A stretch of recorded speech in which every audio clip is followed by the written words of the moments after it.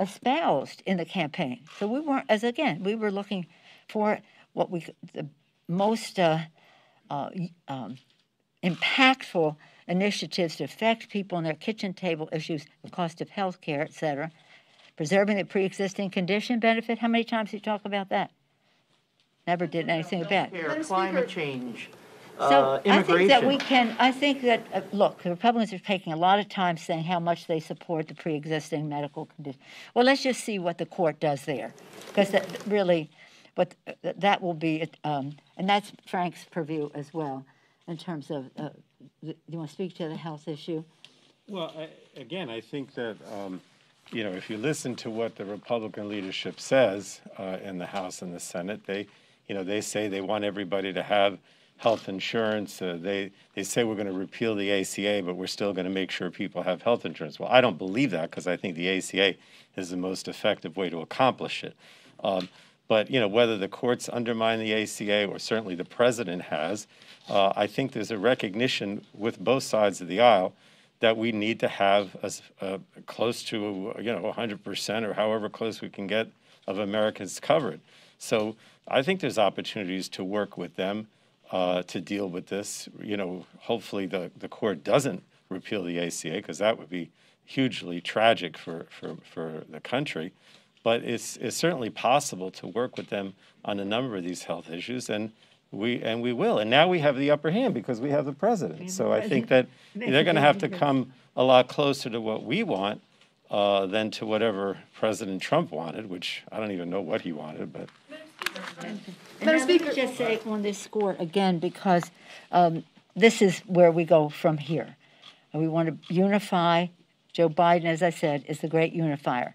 Where are the issues that we can find as much common ground as possible? Now, if we're talking to our supporters in the labor movement, jobs. If you're talking about the poorest people, Reverend Barber's Poor People Crusade and all that, jobs. Everything in between. Jobs, jobs, jobs, a four-letter word. And that is where we should be focusing, and health, jobs, education for our children. And we have to show with our initiatives, for example, the timetable that our planet is on, the climate issue is a big issue for us. It's also a jobs issue.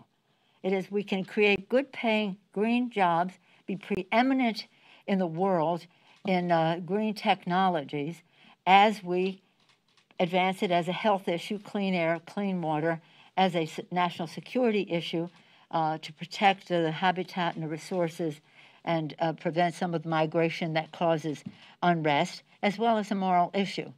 So, but when we're doing it, we have to have everybody at the table so that people are not afraid of the future, because it is inevitable. The future is inevitable. We will have to address the climate crisis. Technology has an inevitability to it.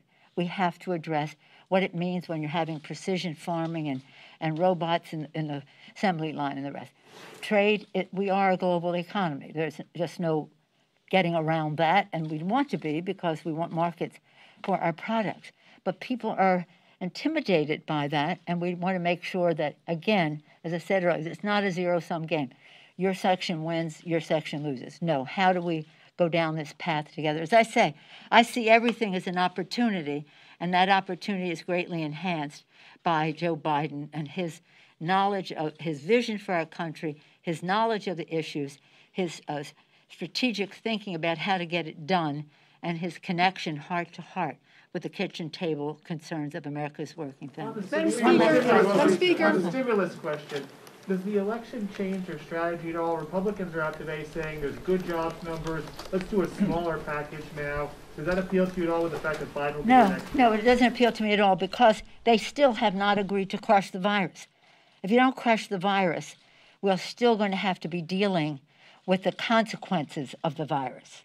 And that's why we have said the three pillars of our bill: crush the virus, honor our heroes. That's our state and local. Over 1 million people have lost their jobs already in state and local, teachers and people in education, et cetera, because of the funds that have been used to address the virus and lost revenue because of the virus. So no, that is that isn't anything that we should even be looking at. It wasn't the right thing to do before.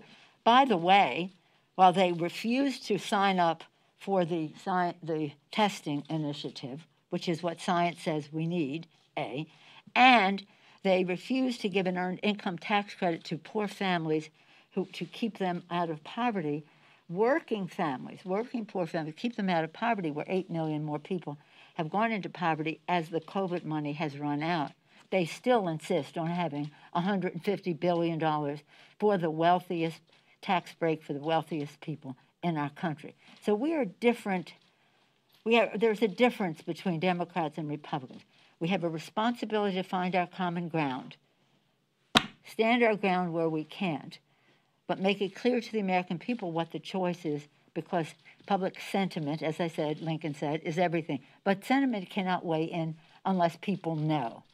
For us now, the fact that we have the President of the United States to speak to the American people in these terms is such an advantage for us to be able to work together in a bipartisan way, rather than the Republicans mischaracterizing what we're trying to do in the Congress of the United States. Again, I see it as an opportunity. I think Joe Biden has a big mandate, a bigger mandate than John F. Kennedy when I was in school, and a bigger mandate than others. It's pretty exciting for the country because he respects every single person in our country, certainly every single person who voted, and we respect all of them. And it is, we have challenges that need to be faced because of the future, which is inevitable and all that it contains. But we want people to know that the decisions about it start at the kitchen table and emanate out, not at the corporate boardroom and trickle down. Thank you all very much. Madam Speaker. Madam Speaker.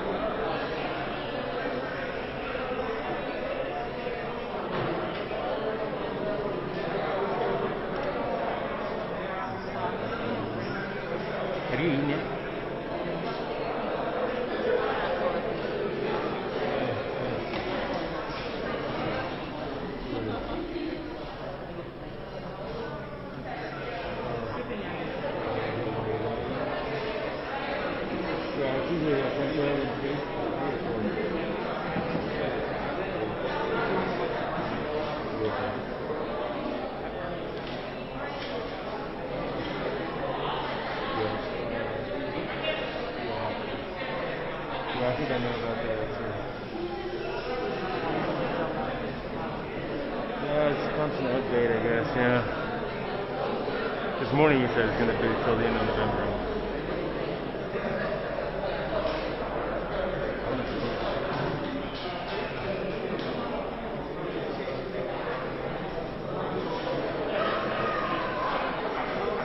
I was thinking I could get food for everybody.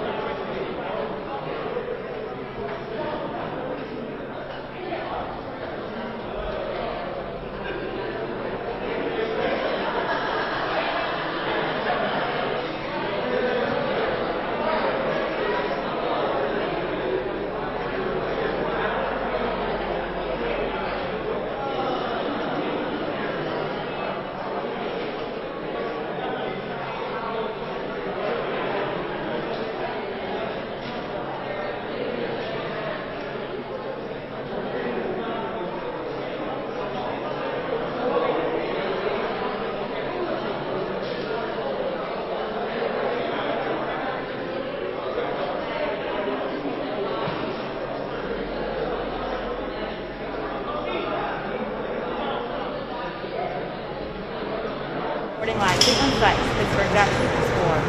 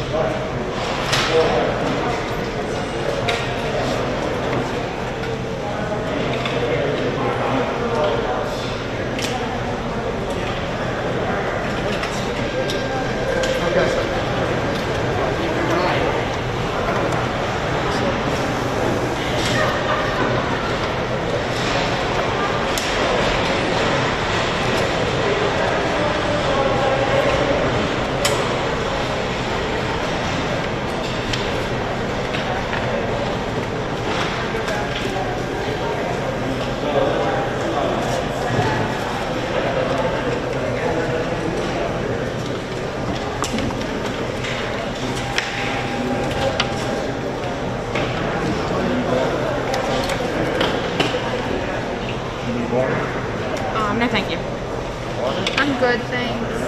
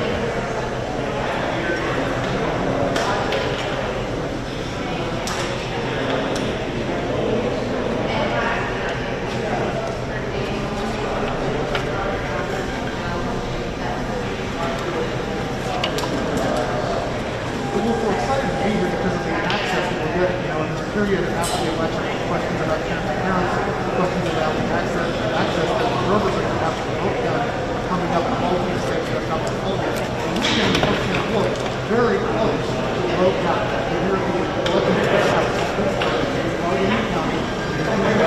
These people behind you,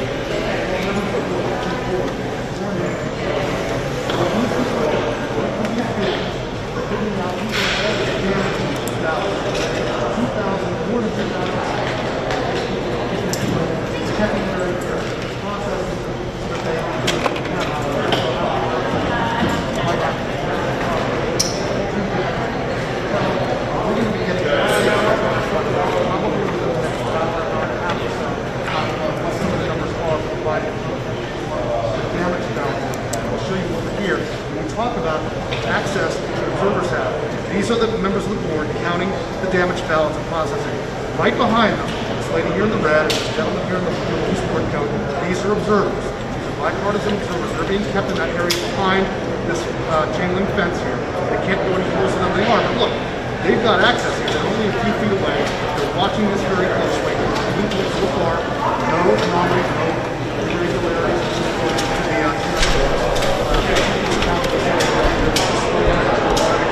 And after they do more than 2,000 damage ballots, they get the result of those, then they process more than 4,000 ballots overseas.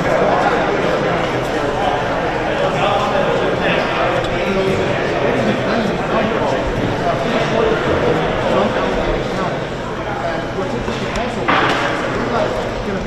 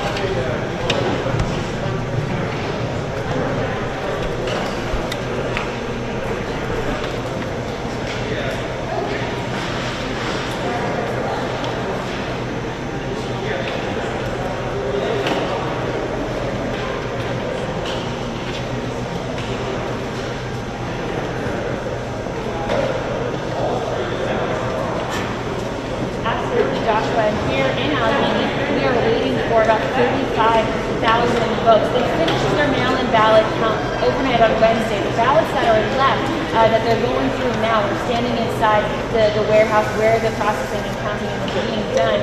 These ones are ones that were cut in half accidentally by their slicers when they were opening the ballots, any ballots that might have been already ripped, and they couldn't go through the scanner. So what you see behind me, I'm going to let you take a closer look here.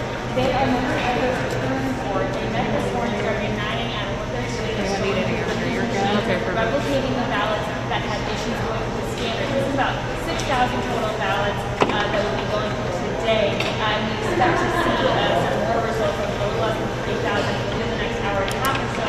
And you see these workers lined around the perimeter, around the room, going through the replication of these ballots. What I actually want to draw special attention to is in the middle of the room are observers from campaigns and parties that have full access to stand behind these workers and see exactly what's going on. Of course, that is the focus of President Trump's lawsuit over in Philadelphia. And so as we are focusing in on Pennsylvania, waiting for these remaining ballots, we've seen the mail-in ballots that are being counted skewing Democratic. So as we get more and more trickling in here now, we assume it will be the same picture, but we don't really know for sure until obviously they come in. Now, one other really important note, because there's 29,000 left that I didn't address, those cannot start to be processed until after 5 p.m.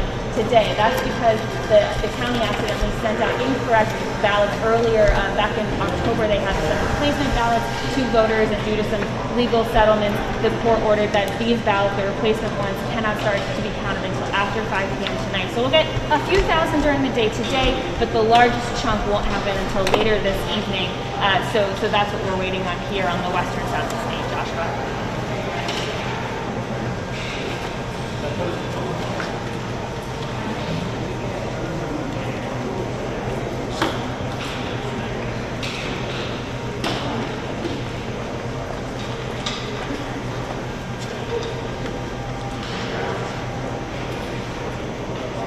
Yeah, that's one thing that they're looking for. We haven't seen that happen. Everyone's been working very hard here. Actually, the workers decided to work through lunch to make sure that they get everything done. Obviously, a lot of pressure on everyone involved here. But the observers are here to make sure that they see that, yeah, like you said, nothing sneaky is happening. The workers here aren't, taking one ballot and marking it for another candidate and messing up somebody's vote. And they're able to take pictures and look and stand behind everybody. And then that way, if they have an issue with what's going on, they can report a challenge to the county, and then that kind of will hold up the process of those ballots then being processed. But it's all about the sake of transparency.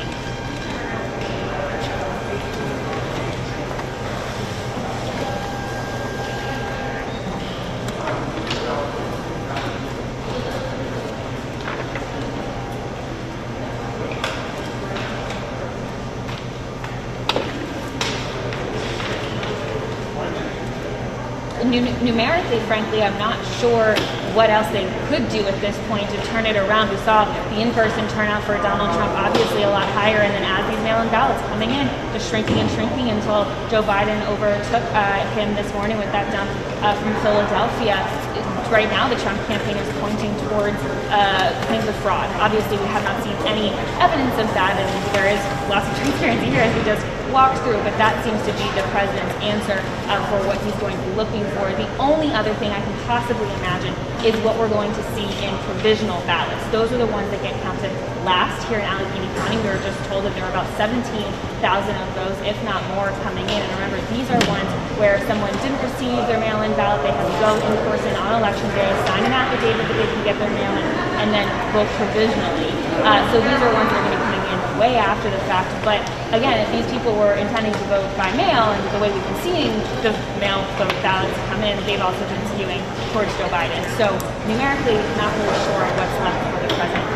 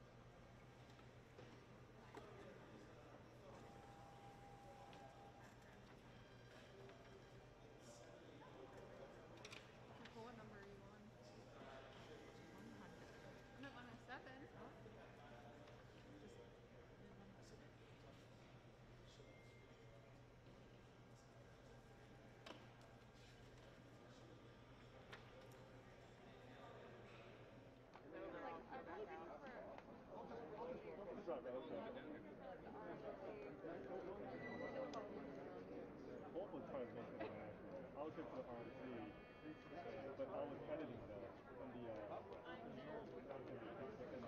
World Party site. So basically, I showed up, Social Security, 7 units, that's it. Yeah, that's all I did. But then, for the Holt though, you had to go to Marriott and get Social Security, and then get their stuff that's like stuff. So I was at the Arlington for both days. And you had to get there like 6 hours early. But the thing is, I have a 5-year store. People had to do the full meeting in the morning. He had to be here at 3 a.m. Any chance I could squeeze right there? Yeah. Appreciate it. He had to go like 3 a.m. security. And so, but having so said he did that. It was just. Chip was there, having said that, I really don't do it. I just wasn't like, I was like, so you're telling me I can't use my L lenses because I have to buy a converter, which will make it heavier. Like, you know, yeah, I know, yeah, but like, I respect that. And then the spot they gave us, the spot we used. But I love that because it was the side with a riser. Yeah, because I saw candidates came out with 50 for Maryland. And it's like, so I have that. We all went to the bottom area. But like, you know, having said all that, like, it's cool, and it's like, you know, it's great that like, I just roller coaster. Oh, okay.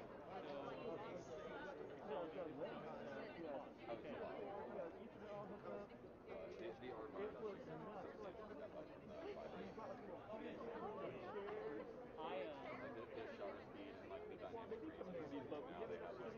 now they have very much like audible thing that like yeah, because like the dynamic, the Sony, like I would shoot, you can like we use a Sony for video, and then like I remember shooting in the dark without a flash. I'm like glittery. Like I was like, then I get pumped the ISO, and I was like, this looks great.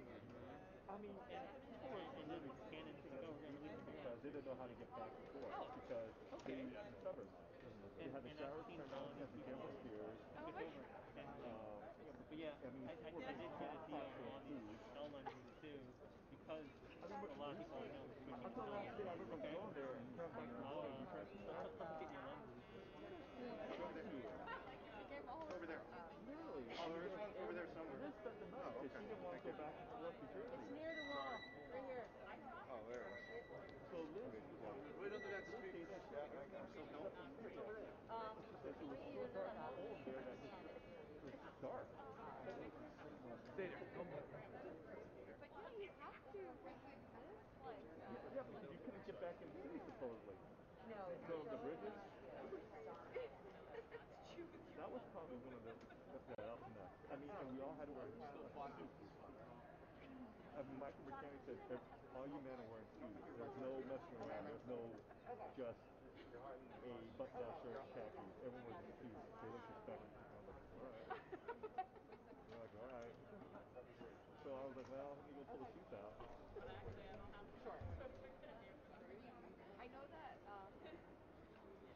we even sent people like I don't even think I was working there yet, but I met her current like we sent photographers to Philly. Did you really? Did you guys get into these? Yeah, I mean, obviously it wasn't me, but I remember, you know, Helen Luminous was working there prior, so the people that they sent from Connecticut, like, I remember met up with Helen somewhere on the route. I mean, I don't know how good the access was. No, there was so much stuff going on in the Crazy that they city. even sent people, like, they probably wouldn't do that today. There was a lot going on in the city, though. I mean, wherever you go, you would have seen that. Definitely wild. That was nuts. And then the convention, every day there was a situation. Not run, not Hey, it's Aaron. Oh, really? No, because you go to the convention. The RNC. Yeah. That's where the press conference will be. But that was actually scary. Yes. I mean, we got, you know, if you show something I totally get it. We do. you put yourself in security, and then you're in. It was Big gauge park there. yeah, there was you could park in that lot. There Wells Fargo, they're there. Or actually, you park across the street, just walk across the street. And then there were food trucks, people going outside eating. There were food trucks at the parking lot there.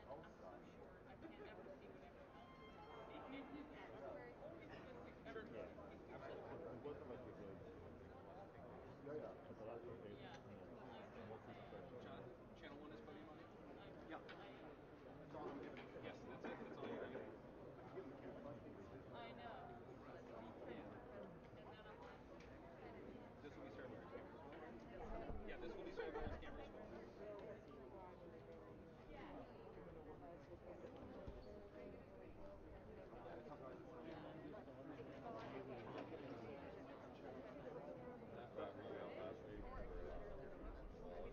Yeah, let me go check the podium mic. We don't have this shown on TV. say whatever they want. To me, when I travel, Microphone check 1, 2. Microphone check 1, 2. to have all these people descending to build up, very surreal. The flashpoint chasers, like, was it? Sure. And I assume you're playing. I just didn't think that Philadelphia would be the epicenter You're telling me? I thought you were asking me. that literally all these people. Which control room? They're all like, wait, you're all here in Philly right now. Okay, so you're on that bridge. Yeah, Sarah, go ahead. And we as Philadelphia never ever let it go. No, I've not seen any time. Oh, you're welcome. And I just want to make sure I'm not duplicating. You're on Sarah Boxer's on with the bridge, and she's here as well. See, that's the way they want it. Ask me if I had any idea when this was going to start, and then ask you. So funny. She's like,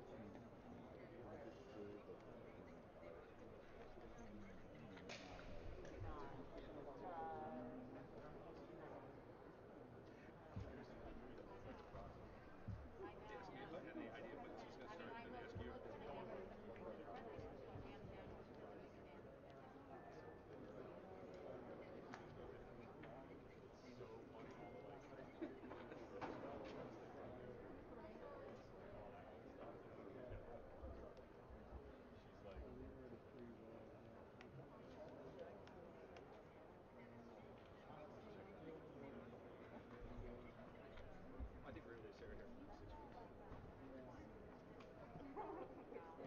Yes.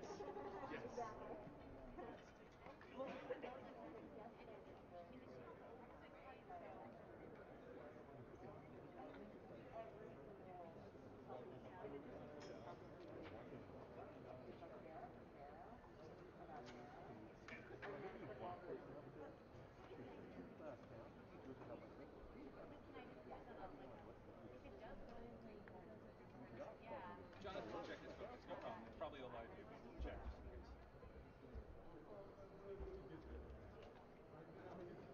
But yeah, it was like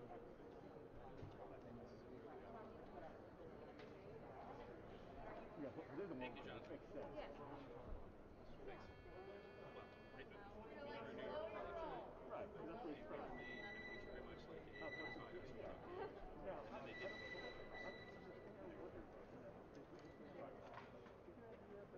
My favorite was I can't clear you until we call the state. At Celtic.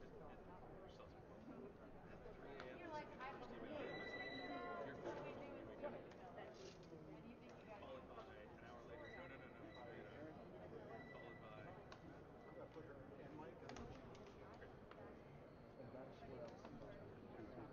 Hey, Chris, whatever you need it, if you need it, Sarah Murray, microphone will be on camera channel 2. Philadelphia.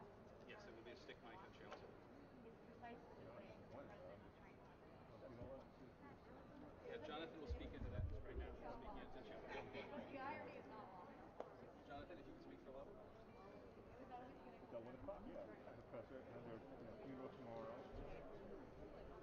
It's good. Thank you very much. Right. And I think they've already said 2 people out in there. Heather. This would be Sarah Murray's camera.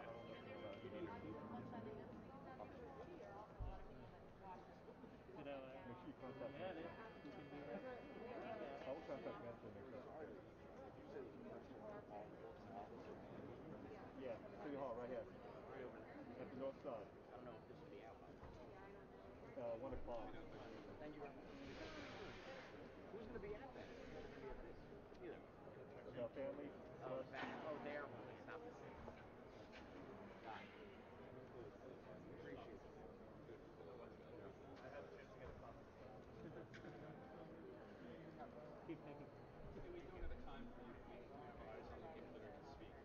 So it will be.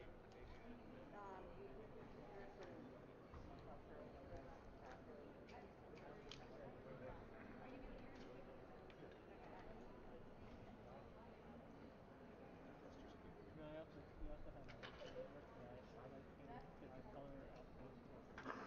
And if you don't like the color outfit, it sounds good. See this like I'll look at it and I'll be like, yeah.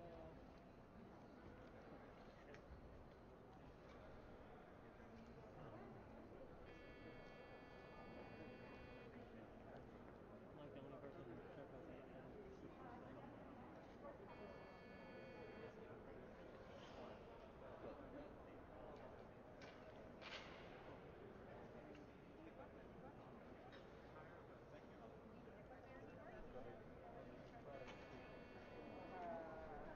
the mayor's office.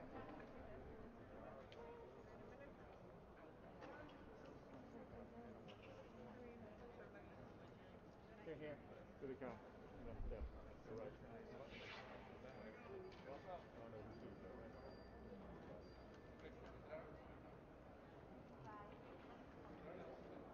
I see Feely. Billy Presser, Charlie. The mayor. Kevin Finney. We love.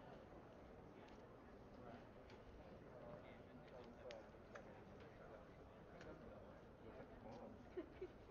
Everyone's been calling it. You're not the first people. I love it. I wonder if it's just business. No, that's what he looks like.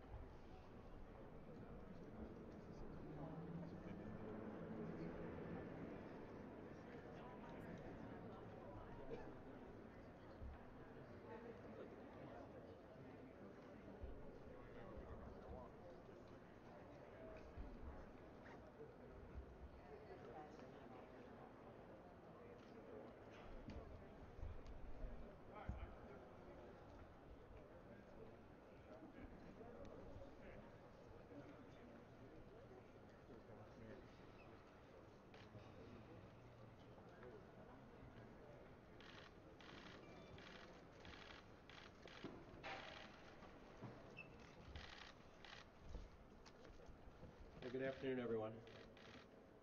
This week, the eyes of the nation and the world were here in Philadelphia.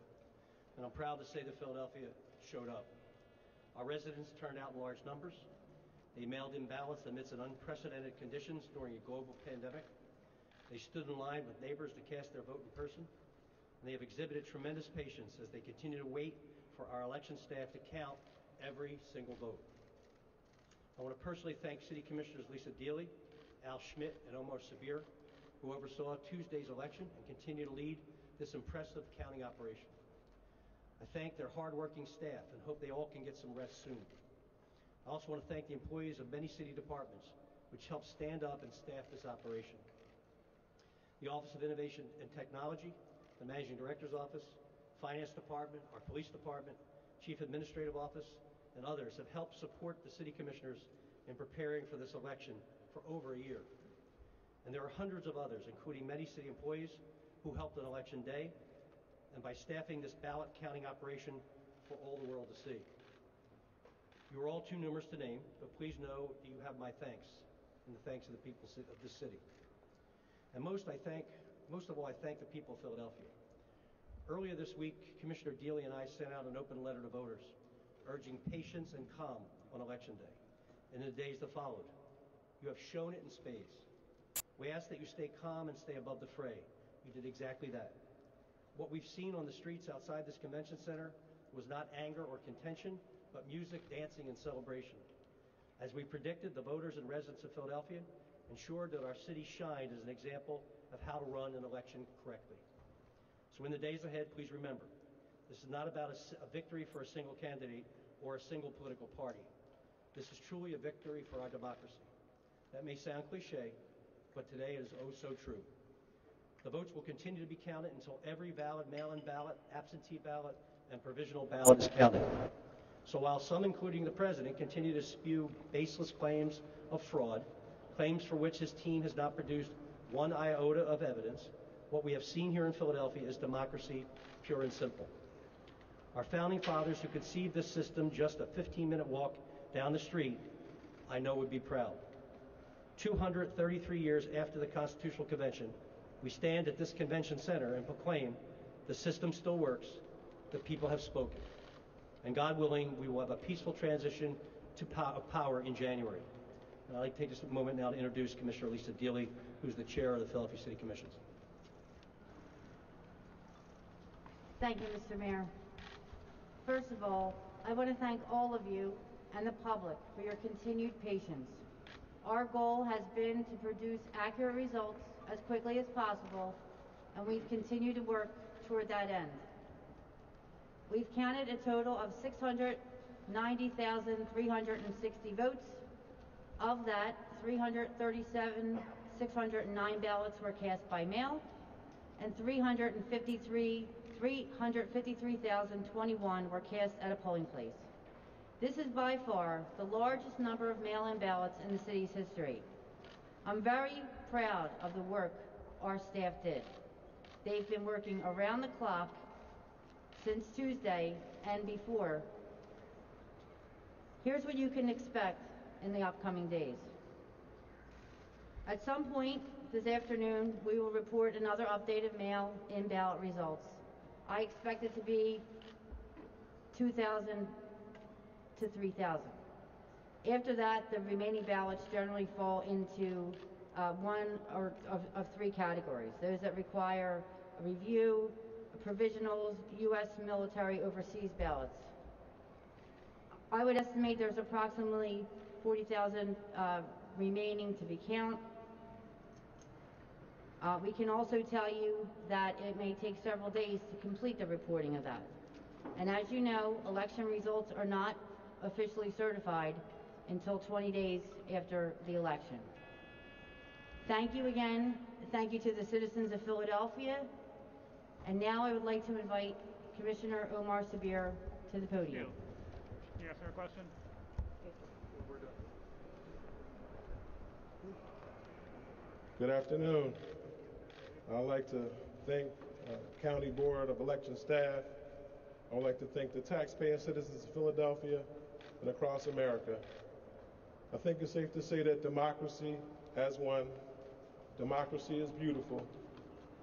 We saw the statue of Octavius Cotto right on City Hall, where he died so that Americans could have access to the democratic process. And as we stand here today in 2020, people still have access to democracy. It's a beautiful thing, but we still want everyone to exert patience, ignore a lot of the noise that's going on, allow us to complete the counting process. And again, I'd like to thank everyone. I would also like to thank my beautiful wife at home with my 6 children. While I'm down here doing all of the counting, I'd like to say, hi wife, I love you and thank you.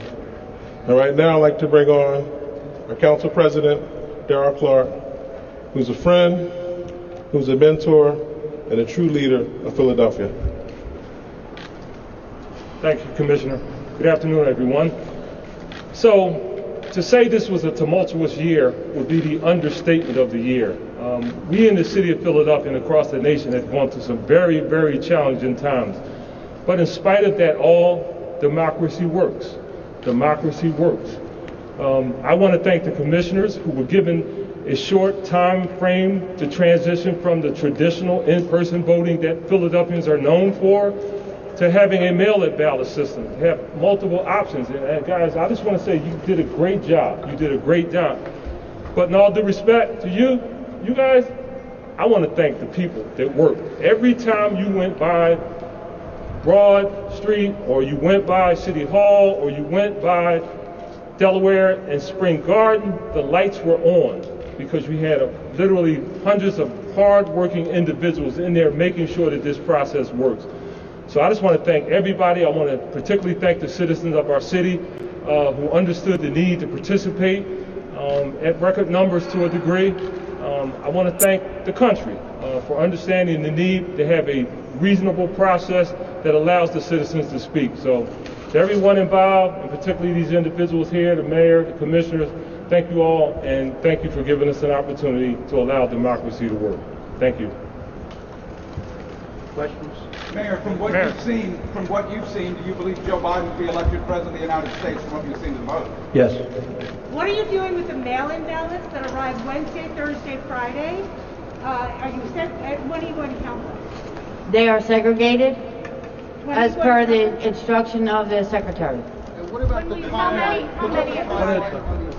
Can you clarify the number of votes that you said are left to be counted? You said 40,000. Do they include the ones from abroad? Abroad? That's the military ballots? No.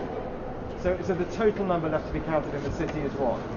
It's upwards of 40,000. We don't the U.S. military overseas ballots aren't due to us until the 10th.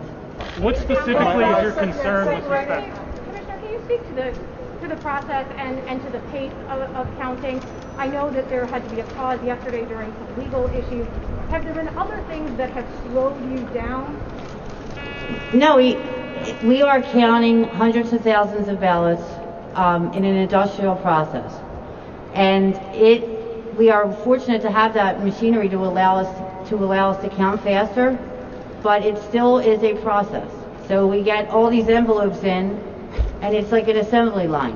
So first, you got the envelopes, you have to sort them, and then you have to open them, and then you have to open them again to get the secrecy envelope out. Then somebody actually sits there at a desk and is pulling the contents, and then the ballots have to be back-bended and prepared for the scanner. So even though we have all this machinery, it does help us, but we have to build up to that as we start the process. So it's the first time we did it. We're really happy with the speed in which we were able to do it, and we're really happy that the people of Philadelphia afforded us the opportunity to be able to do this for the first time in Philadelphia, as it's the first time we've been able to vote by mail with no excuse. What was your concern with that? You have 40,000 ballots that remain to be counted of the mail-in ballots. Those that were separated, are they a part of that 40,000 that remain? No. Well, When will you count? How many are there? How many are those that are separated? I don't know. They've been segregated. How many provisional ballots? Can I ask When will you a start to detail count about those? the monitors? Who is?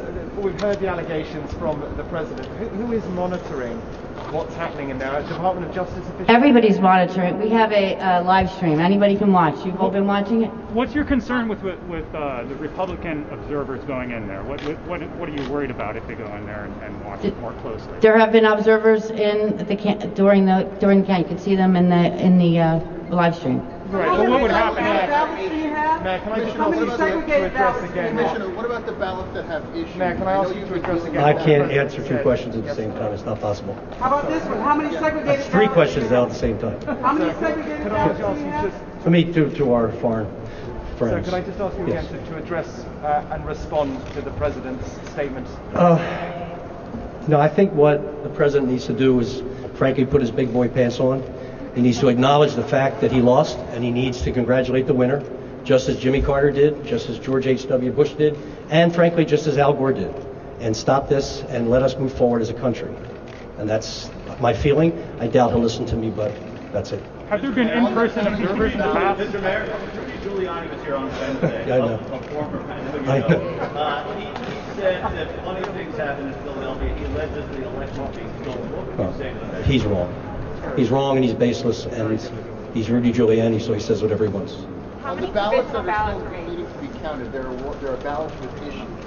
So can you describe a little bit about the process that it takes to check the legitimacy of those ballots with issues, and what's the time frame for you guys to be able to finish counting them? I assume you guys have been doing it this morning. We're going to continue to count the ballots as quickly as we can without sacrificing accuracy, as we have from the beginning. That's where we're at. We'll be done, when we get done, because we still have ballots that we're scanning today. That there'll be another update, as I said, and we'll continue to do as we have been doing, ensuring that the ballots that we have are counted as quickly and as accurately as possible. Can you clarify what time you think you'll be updating us again? And We should have a little update this afternoon. It might be going up now or shortly. And when will you start counting the segregated ballots? We are in the process right now of counting, just like we were yesterday and the day before. It's the same process. We are counting ballots, and we will continue to do that as quickly as possible without sacrificing accuracy. Is there anything further you can say? Two more questions. You said Two you're more counting all questions. the ballots, but how many segregated ballots do you have? We are going to continue. I don't have that number. We're going to continue. We are going to continue to count the ballots until they're all done. In a way that people like as we have been doing for these past few days. We're going to get it done as quickly as possible, and it will be accurate. And we'll come out, and if we have something to tell you, you'll know. We sit as the return board. You've been on our website. The numbers get updated. There is a live stream. Everybody can watch. It's a very transparent process. It's a process that has been working for the past few days. It's the same process. We're just going to keep counting. We're going to keep counting. We're going to keep counting. Thank you. How is the city preparing for protests this weekend? Folks, that's it. Thank you very much. Thank you. Can I ask you about the live stream? What's up, Paul?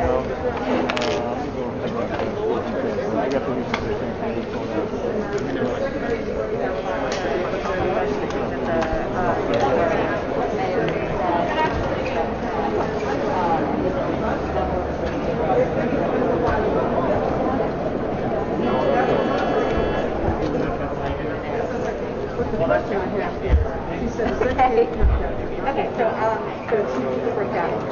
Those segregated have not been counted. Yeah, okay. I'm gonna do that.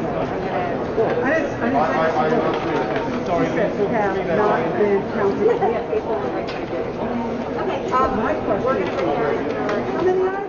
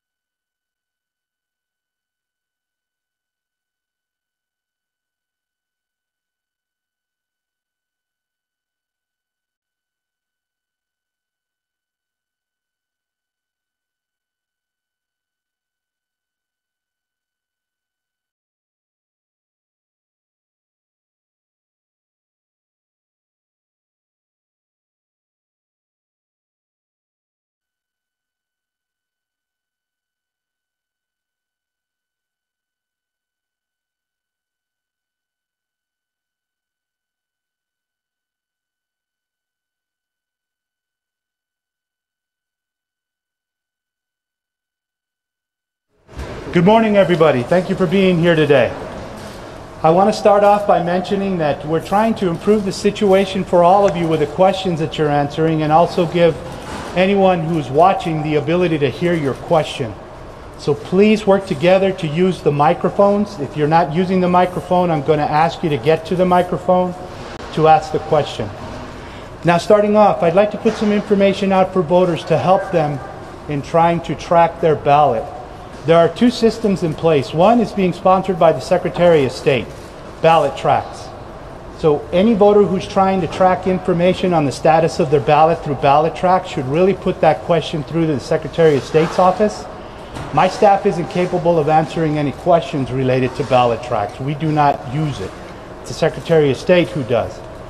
In my system on the website, clarkcountymv.gov/vote, we have registered voter services. And in registered voter services, our voters can check to see the status of their ballot as far as it being received by my office.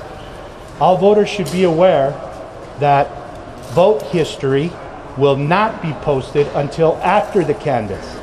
So if you're looking on the Secretary of State site to see if your vote was posted as voted, you will not see that information. That information is not posted until after the election.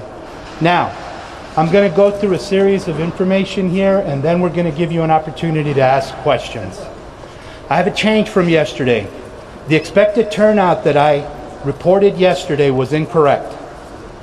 The 51,000 votes that I reported would be available today is actually a little over 30,000.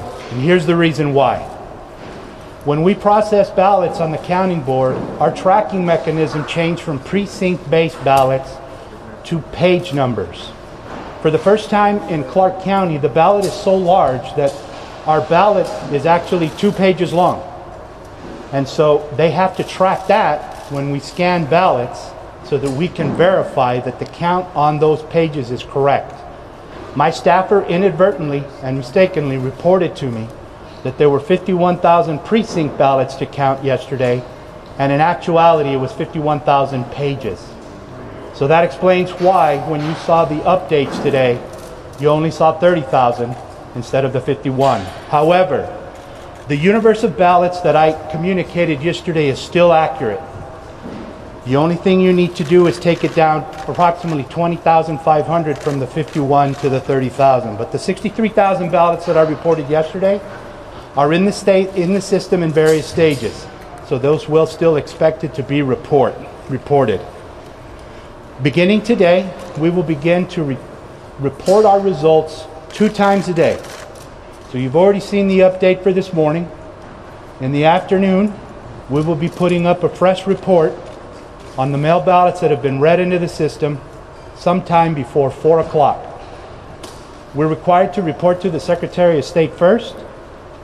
Once they've indicated to us that they've received it and it's verified, we'll be able to post on our end. So rather than giving you a specific time, I'll just tell you that it'll be sometime before 4 p.m. Now, one more time, I'd like to go through the ballots that are separate from that universe that I reported. We still have the provisional ballots. All of our laptops from Election Day have been downloaded, so all of that information is available to my staff. Today, we will start in earnest reviewing provisional ballots. There are 60,000 of those to go through in various categories. Now, I want to remind you that we have to coordinate with the Secretary of State because, again, we are not a top-down registration state. We work from the bottom up. So all 17 counties have to report to the Secretary. They still have not given me the instructions. I know that they're on the way, but at some point they'll let us know when to send our report up, and that will be the tool that they use to match against the other 16 counties in Nevada to make sure that nobody's duplicated a vote in one county to the next, because we want to prevent that. Once we do that, we can begin to release the provisional ballots into count. However, that won't happen until the Secretary of State verifies that report. A reminder that the ID required voters, their deadline is today at 5 p.m. For those who are required to provide an ID, that has to be sent to us by 5 p.m. today.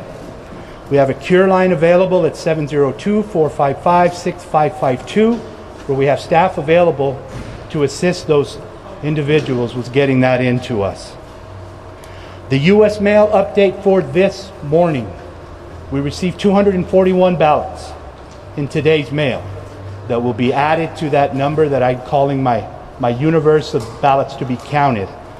It's looking pretty clear that the number of ballots is going to continue to go down. However, I wanted to ensure the general public, we have been working very close with our regional supervisor at the U.S. Postal Service, and they're doing an excellent job of reviewing all of the post stations here in Clark County. In fact, they have them sweeping regularly more than once on a daily basis, and if they identify anything that needs to be delivered to the office, they get it to our office within 3 to 4 hours. It doesn't even go to the process of having it set up for us to pick up. They are physically delivering those. So we appreciate their effort. They're making sure, just as we are, that we're counting every ballot that's eligible to be counted. So our thanks to the U.S. Postal Service locally. The cure process is another group of ballots that we need to process. They have until Thursday, the 12th of November, to cure that. My staff will not leave this facility until we've counted all of those ballots that have been identified as curable. AB 4 was very clear in the legislative special session that we have to have all ballots counted by November 12th. And with that, I'll open it up for questions. Remember, you need to be at the mic. Good morning, right there. Right there, whoever's due. Yeah. Good afternoon, or good morning, Mr. Registrar.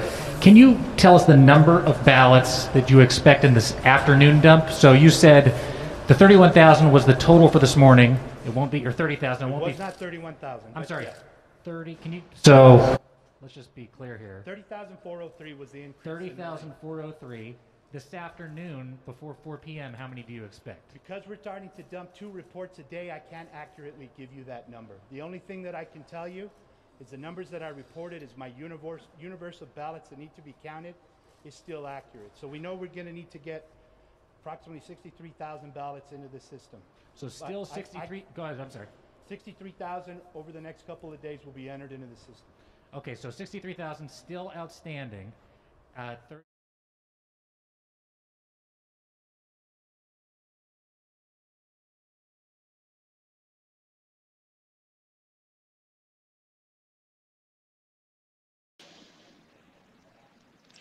Hi, I'm Susan Page, and this is a special live edition of States of America. Thanks for joining us.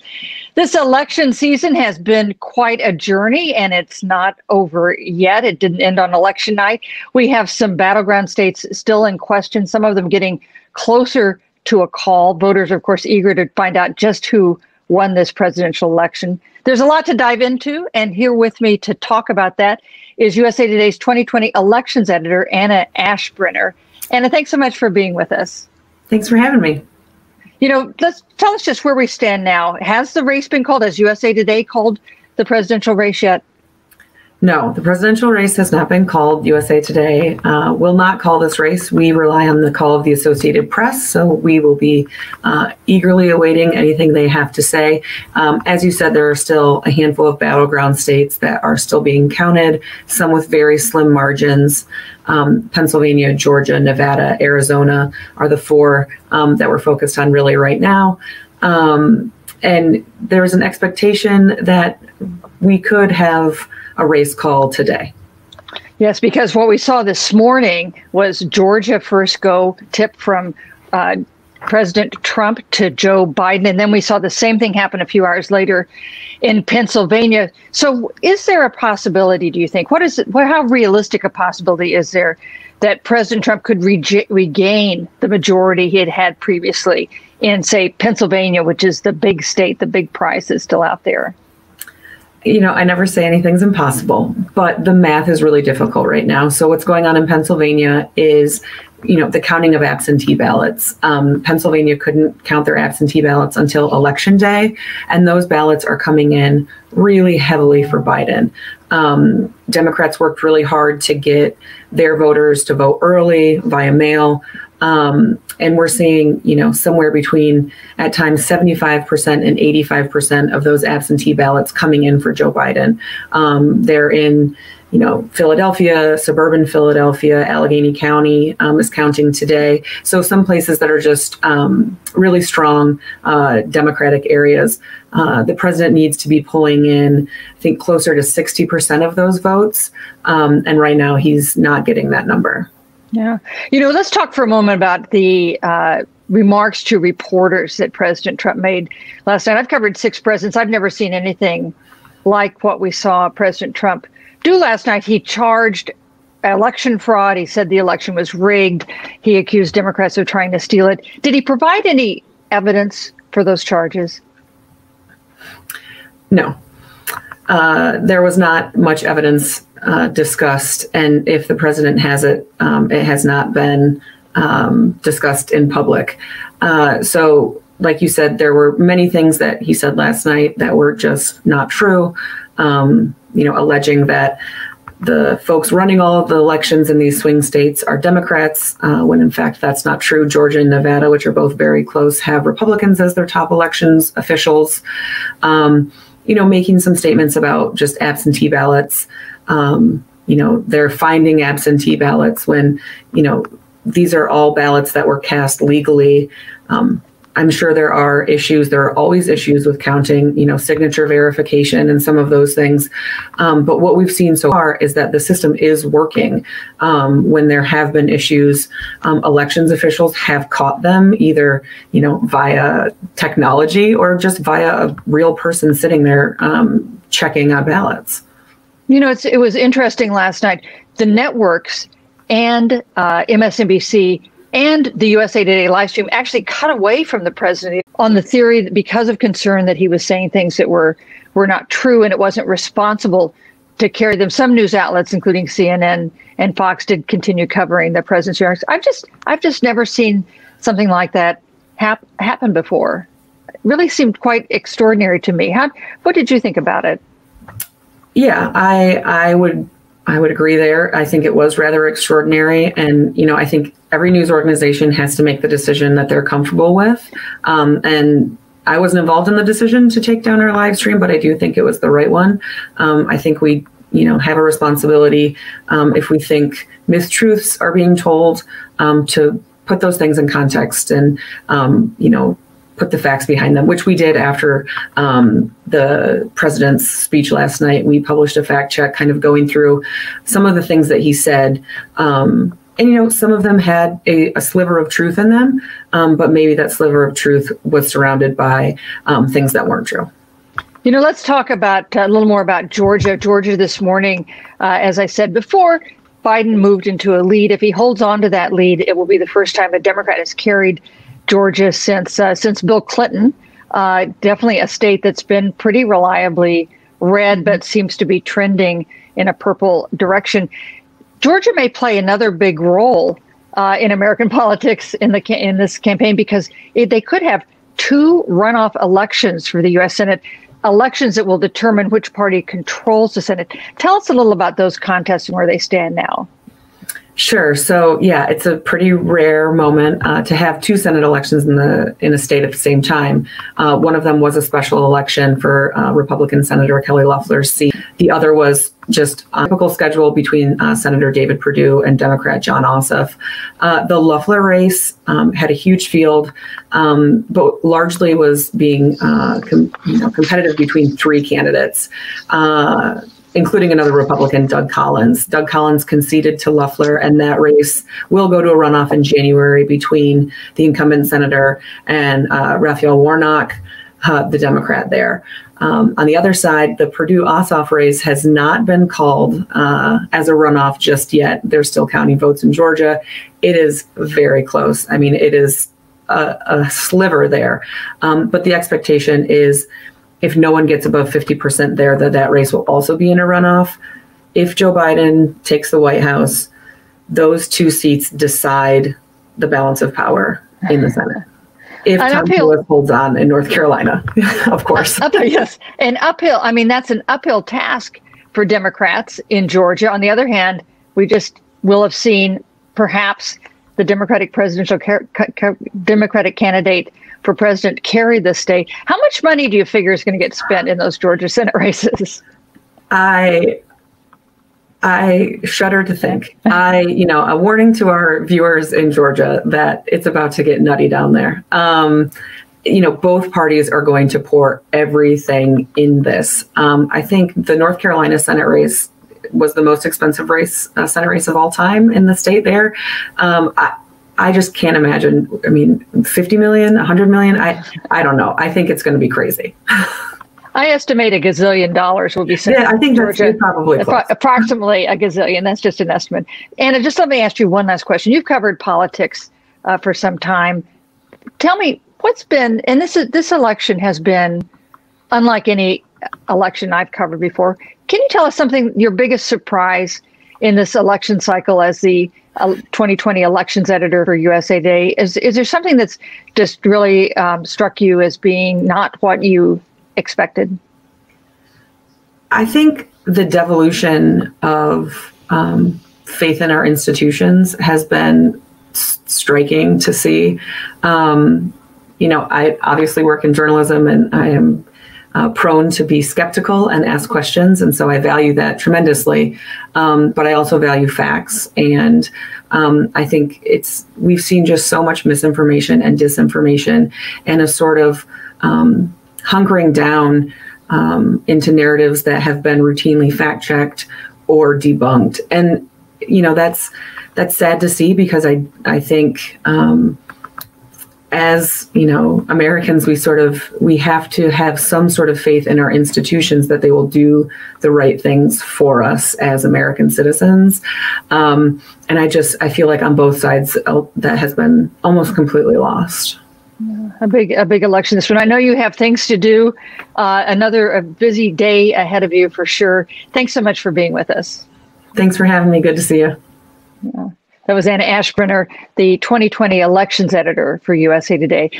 Throughout the USA Today network, and of course here on States of America, we've been answering your election-related questions. So we're going to take a few just now from Reddit. The first one asks, if they allow us to file taxes online and trust that, why can't we vote online? Some places do vote online. Estonia, for one, since 2005 has been holding its elections entirely online with some success. We've seen a few states experiment with online voting, West Virginia being one of them. But I think there's a real concern now that's gotten bigger, not smaller, about ensuring the security of online voting. And I think that the revelations that we saw in 2016 about foreign interference in our election have only stoked those concerns. So I don't see online voting in our immediate future.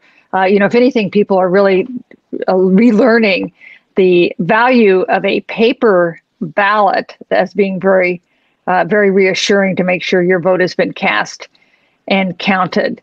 Let's go to another question. We're going to go up. Here's the second question is, how difficult would it be to walk away from the electoral voting system? And I assume this question means the Electoral College. It would be pretty difficult. It's in the Constitution. It was a compromise by the Founding Fathers. And so to get away from the Electoral College system would require a constitutional amendment. That's a high bar. You've got to get a 2/3 vote of the House and the Senate, then approval from 3/4 of the states.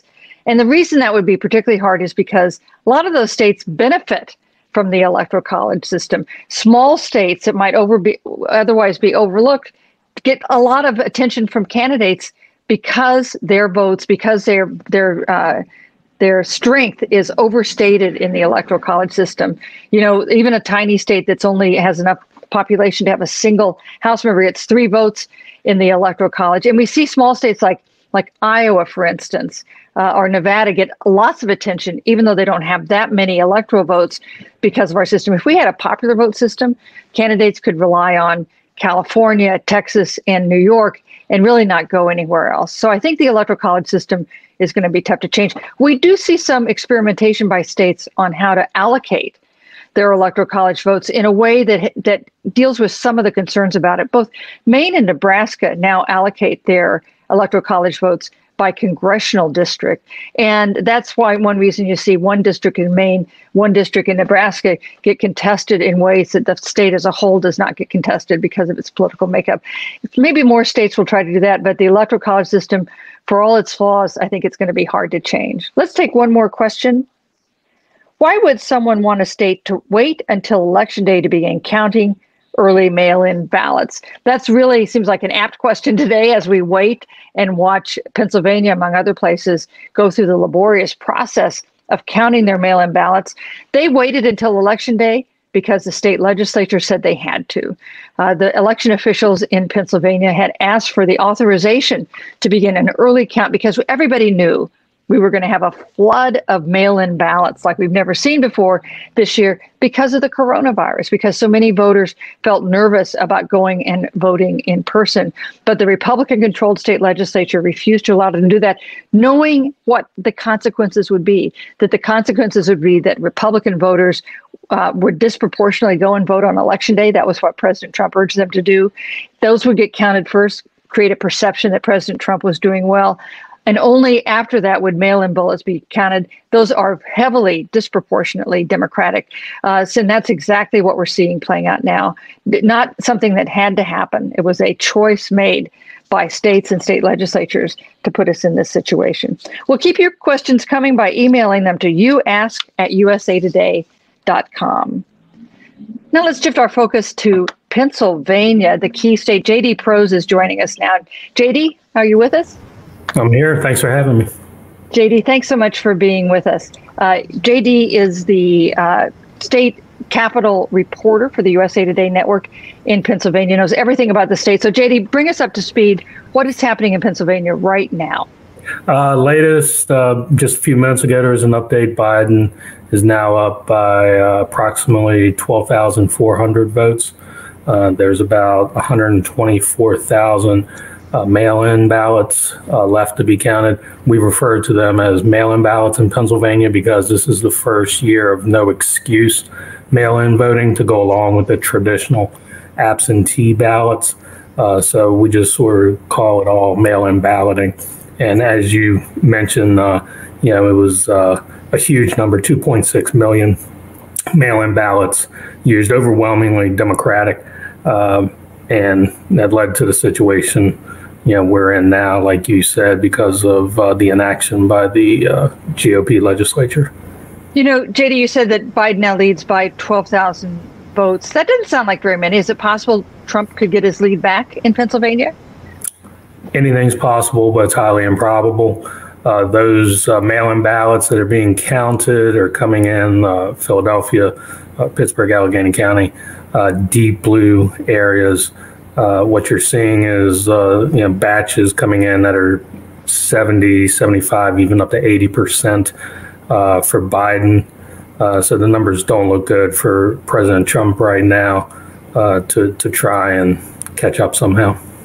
JD, there's been a kind of a furor about an incident in Allegheny County and the counting of ballots there, and the allegation or the charge that they stopped counting and have delayed counting the ballots there. What's actually happened in Allegheny County?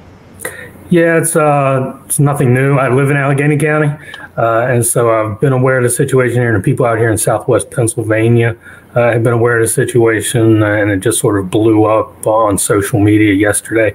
It goes back to September when the vendor who's printing and mailing out the ballots for Allegheny County mailed out 29,000 incorrect ballots. And so those went out. The problem was caught. New ballots were printed.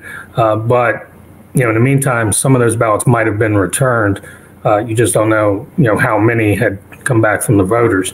There were some lawsuits filed by candidates, and the settlement basically was that those ballots would be set aside, locked up in a separate room, and then addressed on Friday. The plan all along by Allegheny County officials was to shut down on Thursday, yesterday, and to basically prepare for those 29,000 ballots, as well as upwards to about 7,000 ballots that the Allegheny County executive talked about yesterday that were damaged in the mail, damaged in transit somehow, weren't scanned. Those had to be addressed by the return board. The return board wasn't sworn in until 9 o'clock this morning. Then the process could begin with those approximately 7,000 ballots. The 29,000 ballots cannot be addressed until after 5 p.m. today, because that is the deadline that Governor Wolf, when he extended mail-in balloting, as long as it's postmarked by Election Day, they can be received and counted up until 5 o'clock today. So once 5 p.m. hits, then the Allegheny County Return Board will begin addressing those 29,000 ballots. J.D. Pros, just one last question. Have you seen any credible evidence of election fraud in Pennsylvania? No, I have not heard of anything. I have not seen of anything. Obviously, it's a big issue, especially out in Philadelphia. Multiple charges of fraud and corruption by the president and some other Republican officials. I haven't seen anything. I don't know of any colleagues that have seen anything. U.S. Senator Pat Toomey was on NBC Today show today and basically said that any of the allegations made by Trump were unsubstantiated. There are some Republican officials who allude to legal ballots being counted, insist on that. Of course, that's what's happening anyway. The legal ballots aren't being counted. They're all legal ballots that were submitted on time. So this continuation of just sort of muddying the waters and putting doubt into people's minds about the legitimacy of the election is disappointing, to say the least. J.D. Pros, thanks so much for joining us. Thank you. And thank all of you for joining us this week as well. For more election news from Pennsylvania to Arizona, go to usatoday.com. Thanks.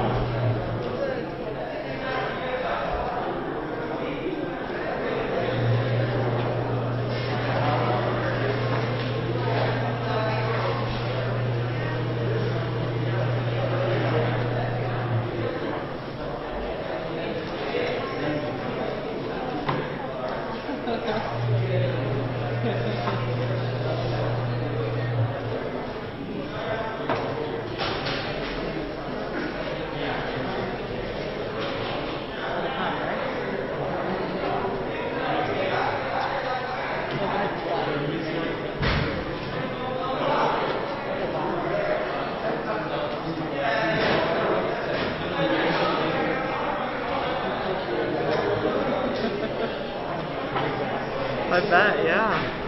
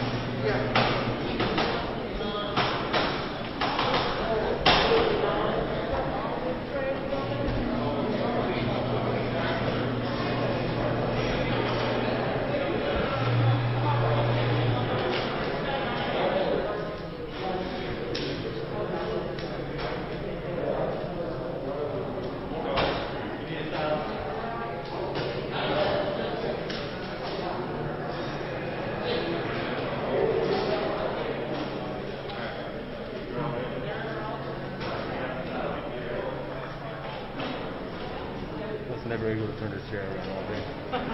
I tried like a million times. I got fed up with it.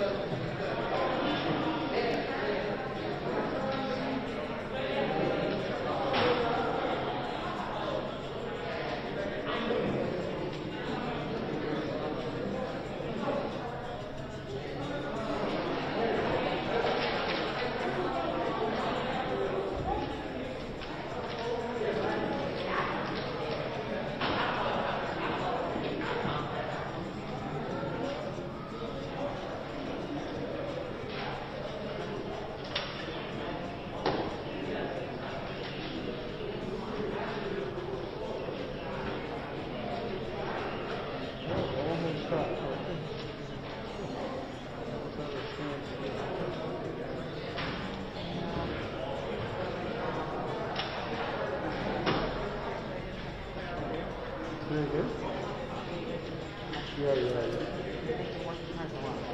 Yeah.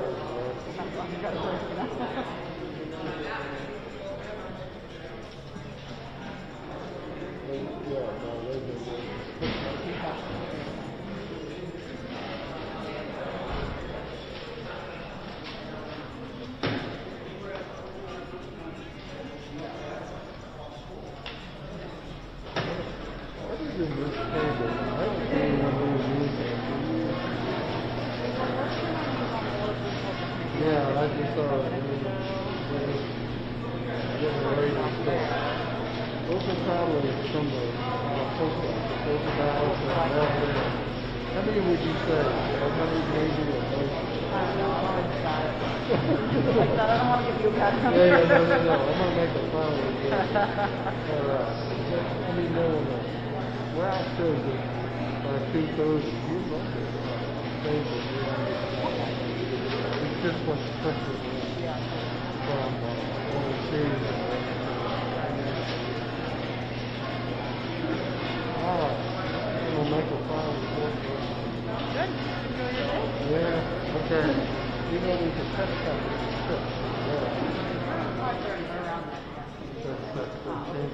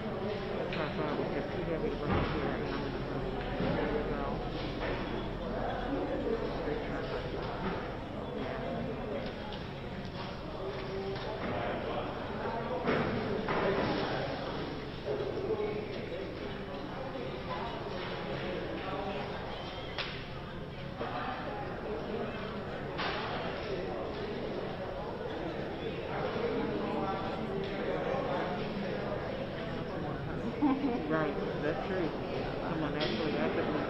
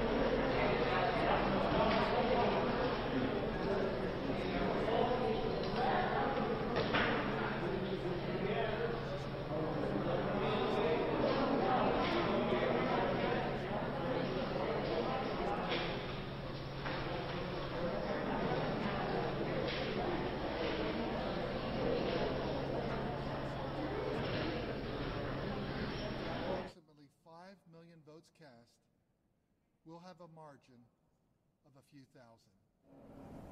The focus for our office and for the county elections officials for now remains on making sure that every legal vote is counted and recorded accurately. As we are closing in on a final count, we can begin to look toward our next steps. With a margin that small, there will be likely a recount in Georgia. Interest in our election obviously goes far beyond our borders. The final tally in Georgia at this point has huge implications for the entire country. The stakes are high and the emotions are high on all sides. We will not let those debates distract us from our work. We will get it right, and we will defend the integrity of our elections. In some states, there are complaints about monitors not being allowed to watch the count. In Georgia, this process is and will remain open and transparent to monitors. If any member of the public raises legitimate concerns, we'll investigate those. We are committed to doing anything and everything to maintaining trust in our electoral process here for every Georgian, regardless of partisan preference. Thank you. Good afternoon. Again, I'm Gabriel Sterling, the Statewide Voting System Implementation Manager. You keep putting your microphones where I put my computer. Essentially right now, the outstanding ballots are about the same as they were this morning. Not too much change on that front. But what we do have is a little more information on some of the provisionals and the USElection ballots that are out there right now. So let's see, let's just start with the margin right now. We're looking at 2,448,796 votes for President Trump and 2,450,381 votes for Vice President Biden.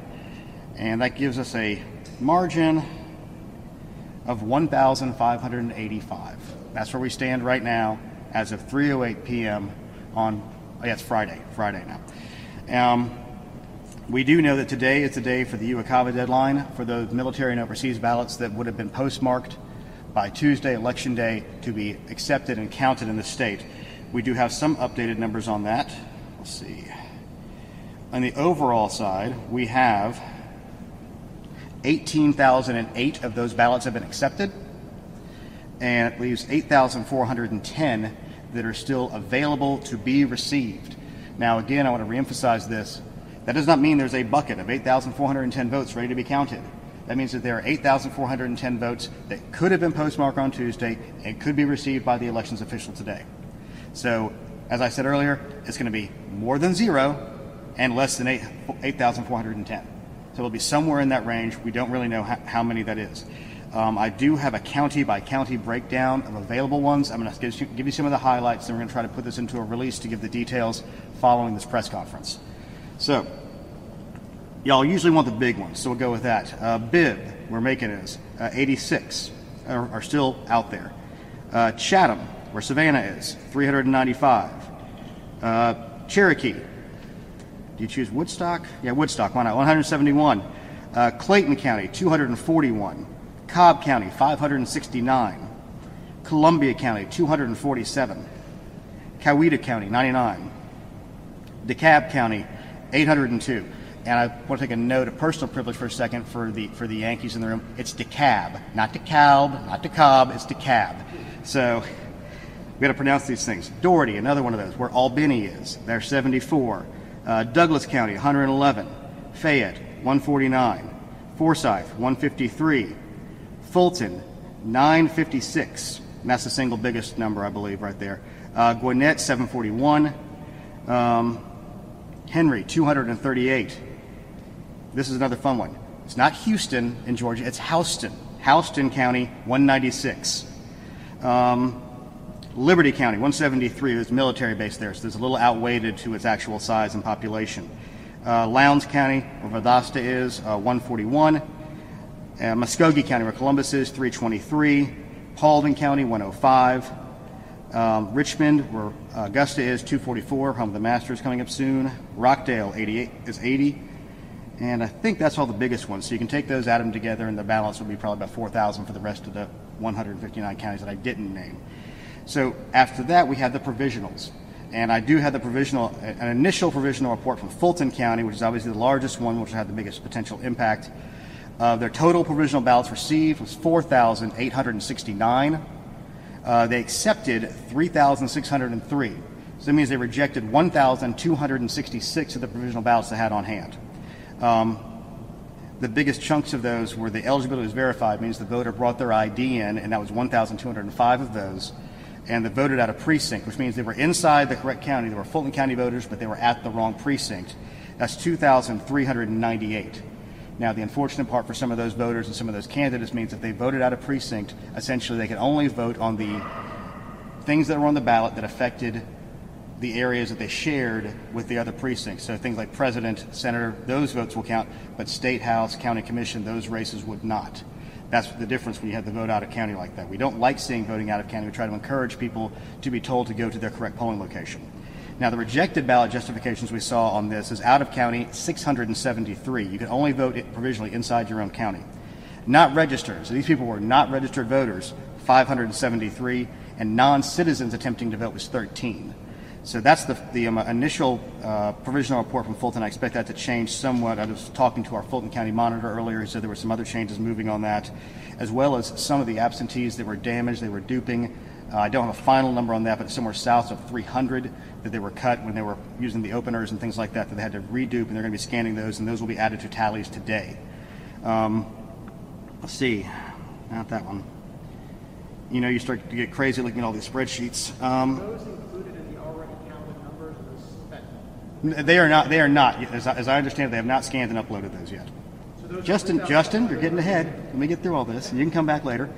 All right. So the total number of provisionals in the state. This is not the total number. This is, we have the numbers from 134 of the 159 counties, and we have a lot of the large ones, but I don't think we have all of the large ones. Like we have the cab. Okay, Clayton. I think we might have all the big ones in here now. Again, this is a moving target dealing with elections workers who are doing lots of things at one time. We're very happy when we're working together to get this information to the viewers and the voters out there. And guess what? Gabe didn't hit the sum on all these things yet, so we're going to have to take a second while he does that on live television, because that's the exciting television y'all came for today. All right. 13,012 is the total number of provisionals we're seeing right now. That includes the Fulton County numbers, so you can back those out from what I just gave you, so it's really closer to 9,000.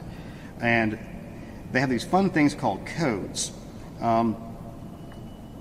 And these are the different states a provisional can be in. It can be for curing your voter ID. There's two different versions of that. There's a general voter ID, like you forgot there was a first-time voter ID, but didn't have a good voter ID on file. Then there's the provisional not registered, which they couldn't prove your registration at the time, but you can come back and cure that. Extended hours. As y'all may know, we had a handful of precincts around the state that were extended past the 7 o'clock hour. Under law, all those votes are provisional until just in case a court adjudicates that they shouldn't have been open, but they will all get counted.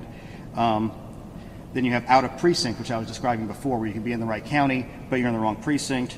Not a citizen, pretty self-explanatory. And then we have what we call incomplete registrations, where they have a partial registration in the system, but they don't have enough information to identify the voter. They have the opportunity to come back and cure those. We will again try to work on getting a breakdown of those out to y'all. But the biggest one is going to be the, the out of precinct voters, and that's going to be column G. So we'll see how many of those there are. These are ones that will be counted and ended up being included into the count, 3,908. And you don't have to take the subset of the Fulton out because we didn't include that. So the 3,908 is of the counties we have, not including the Fulton ones, which I gave you those numbers earlier. We're seeing uploads every 20-30 minutes as the counties go through the final stages of trying to get everything done today with the USECava, the absentee cures, and the provisionals being verified. So you're going to see lots of uploads. And what we've noticed is it goes up 3 on the margin, goes up 3, goes down 2, goes up 7. I mean, so nothing is moving the needle a lot on these things. So we're still hanging around that 1,500 number right now. But the larger chunk of provisionals could potentially move it some. The USECava could potentially move it some. The duplications of damaged ballots could move it some. And again, it depends on where they're coming from, and we're still trying to get everything closed out today. It could slide to tomorrow, and again, when you have my entire high school, I think, was about 2,000 people, and we have less than that involved in the margin here. So every one of these votes is important, and the job of the elections officials in this office is to assure that every single legal vote is counted and that the will of the voters of the state of Georgia is met on this very, very important election. Now, Justin, you can ask your question.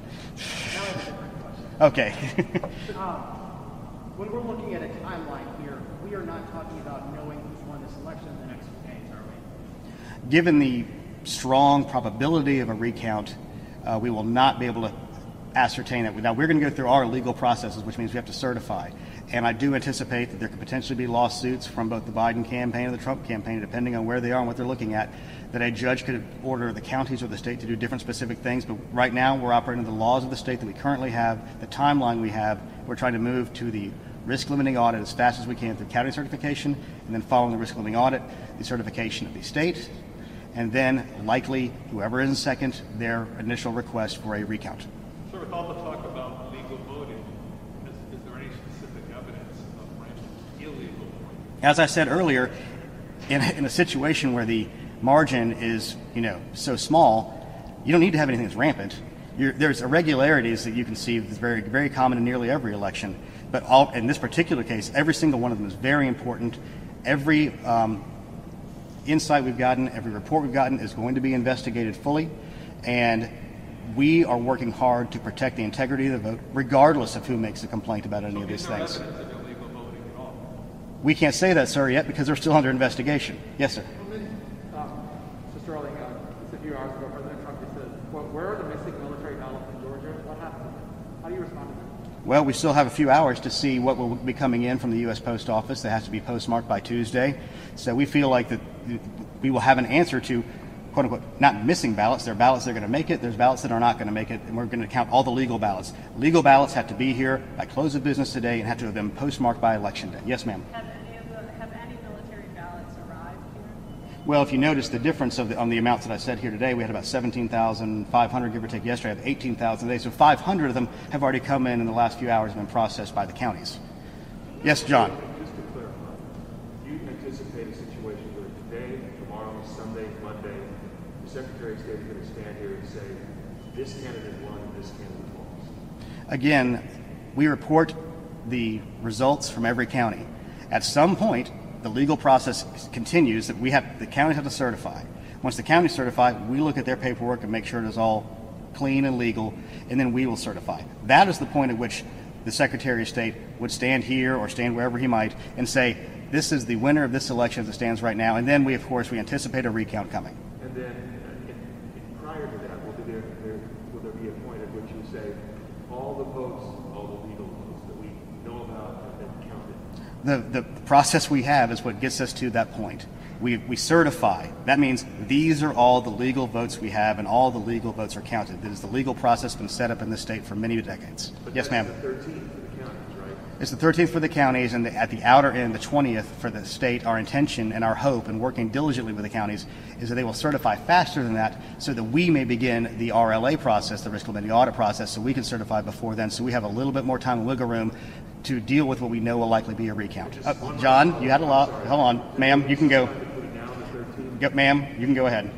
All of the legal votes being counted has been a general message from you across the board.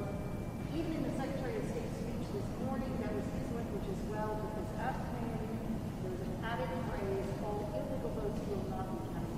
Why the change in language? I think it's just for clarification, because by definition, you count all legal votes means you're not counting illegal votes. Yes, ma'am. Has the 13,000 provisional ballots been counted yet? And if not, what is the process for that? What they're doing right now is you have to verify all of those first. They will likely be scanned today, and they could even be part of some of the uploads we have seen today. I'm giving you the latest information we have, and I do not believe most of these have been scanned yet, because usually the intent is you don't want to go through scanning a bunch of stuff, then have to do like 8 more later on. It's easier process-wise to do everything at one time than to do it in bits and pieces when you're talking with a small amount. Yes, sir.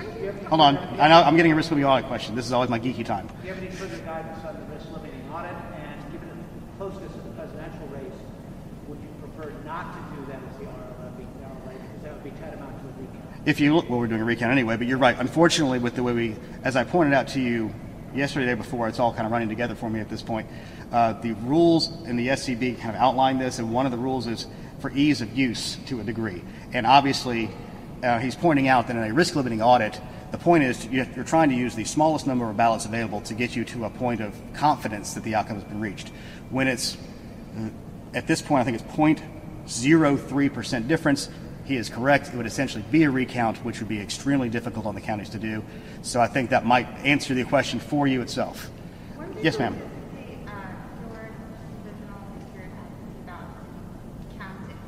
Our hope would be today. They could slip into tomorrow because, again, everybody's exhausted. It's Friday. There's a Georgia game tomorrow. It's kind of a big one. We got to focus on the really important things in this state sometimes in order to recover, to be prepared for dealing with what is now a vital thing for this country. Yes, ma'am. Oh, sorry. Yes, ma'am.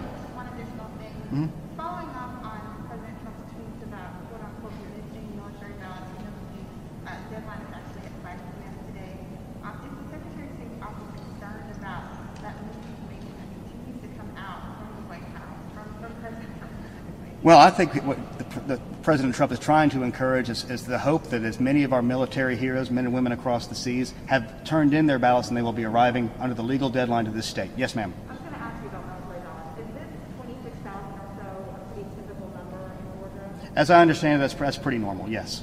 Yes, sir. So you said that you guys would not be We'll come back to you in a second. Potential investigations into irregularities. Can you tell us how many you are investigating without going into specifics?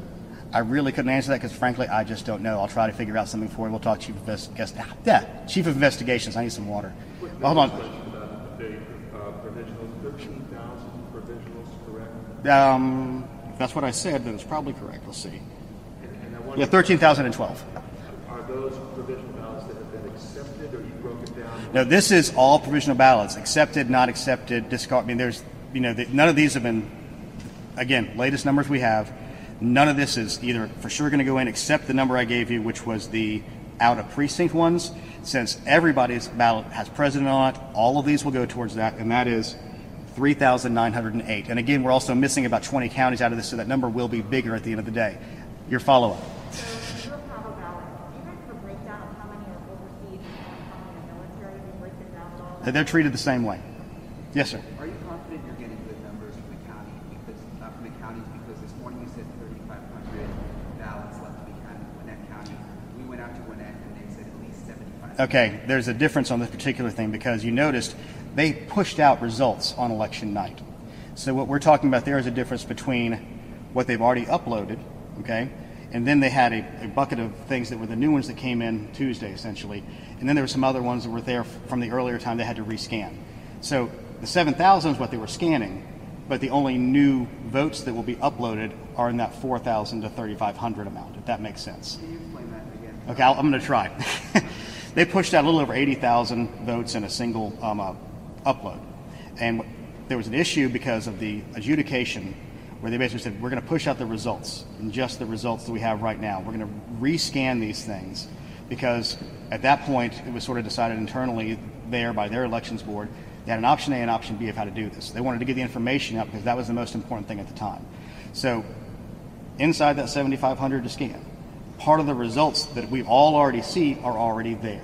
So there's a new section of stuff that was the stuff that came in before 7 p.m. on Tuesday. And those are the additional ones on top of that.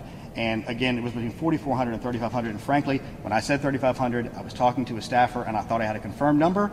And it might have been wrong now, so I apologize for that. But again, this is a moving target, so that's about the reason for the 4,400. In answer to your other question, yes, we are confident in the numbers we're getting from the county. Is it possible they're off by 1 or 2 or a small percent? Yes, because again, these people are underpaid and overworked, like so many right now, and they're doing their best to get us the best numbers, and we're doing our best to be open and transparent about where we stand in the country right now. I think we've all come at this timeline question and hit it from every direction, but just one last time. At what point do you anticipate that you will be at the point where you won't have to come out here and say, we have this many votes, category of votes to count, we have that many category of votes to count, where you will be at that point where everything is equal? Well, here's the thing right now, and it's frustrating, I know, to people across the country, and I've been watching news conferences from Philadelphia and Las Vegas and everything else.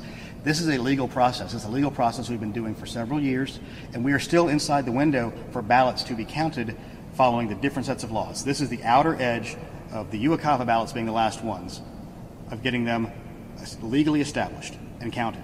This is the outer edge of getting those provisionals validated and counted. We are now at the outer edge of getting the absentees cured and counted.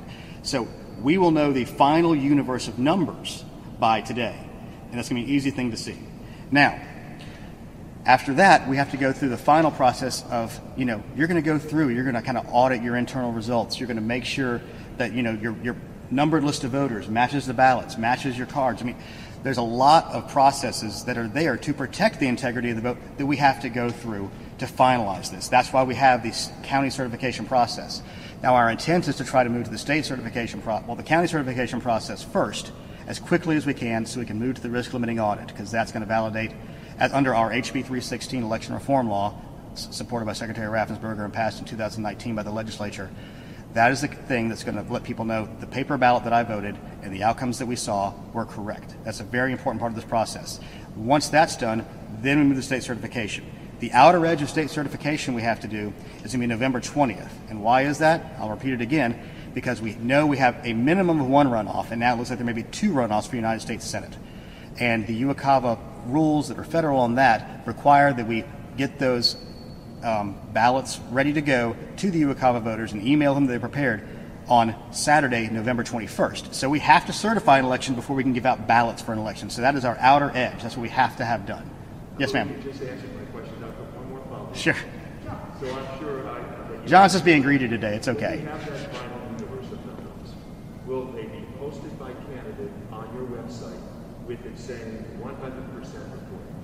That would be the intent, because these are unofficial results. Now remember, the official results, what everything's going to be based on, everybody's looking at it right now. Yes, Biden's ahead by 1,585 votes. But that could change in the next few days, given the universe of votes that are out there. He could extend his lead, it could stay the same, or President Trump could come back into the lead. There is still time and a universe of ballots that could allow for that. Yes, ma'am. So, to clarify that, because I think one of the other answers, there are a potential of 8,410 military overseas ballots that could get added into this mix, and there's a potential of 13,012 provisional ballots that could get added into our mix. All right. You're right on the first one. Okay. Okay. Now on the second one, I already gave you the Fulton County breakout, so we know some of those are. So that 13,000 then drops to about 9,000. So then, inside of that 9,000, we know for certain what will be added is 3,908 of the ones that were out of precinct. So that then further drops your number down to, see, 9,000. We should never do math on national television. 9,000, about 5,000. Okay. So those are the potential additional votes on top of the ones we absolutely know will be input. Does that follow up? Do you get it? Good, thanks. Yes, ma'am. But those ones that we know will be inputted may or may not have already been inputted. The likelihood is some of them have, but I think the bulk of them will not, because like I said before, process-wise, it's easier to do it all at the end of the day when you know you have everything in. Okay, one more thing. One second. Absentee ballots roughly the same as being absentee ballots? They're roughly the same right now. We haven't seen too much motion on those, and we've been seeing all day long ticky-tacky things from all the little counties, like 3 here, 4 there, and that's what I was talking about before those things. Yes, sir. With all due respect, Yeah. I understand poll workers are tired. You pointed that out. You said there could be a vote here or there that isn't quite right.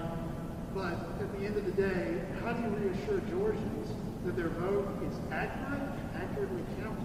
Let's go through this one more time. You're going to have a certification process where they're going to have to go through, and there's a lot of paperwork and a lot of ability to have to know that all of our ballots from every single county are there and accounted for and then counted. The county says basically, yes, state, we know this is our final number. We will look at it and assess it, and then we certify it, but that's with the risk limiting audit in between. And the risk limiting audit, as we know, is the item that's going to be part of the foundation of bedrock of trust, because it's going to certify that the scanners reflected what was on the paper ballot votes for the first time. So that's where the reassurance comes from, is the process, following the law, putting in the risk limiting audit, and then doing the certifications. Yes. Last question. Correct. You said about 4,000 you processed this morning. Is there an update on that? No, sir. Thank you. Thank you very much.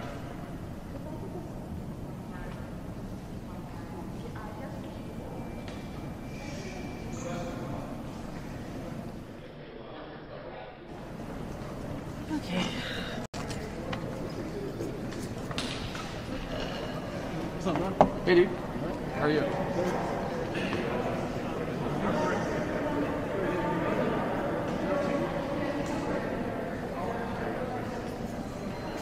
announcement for your.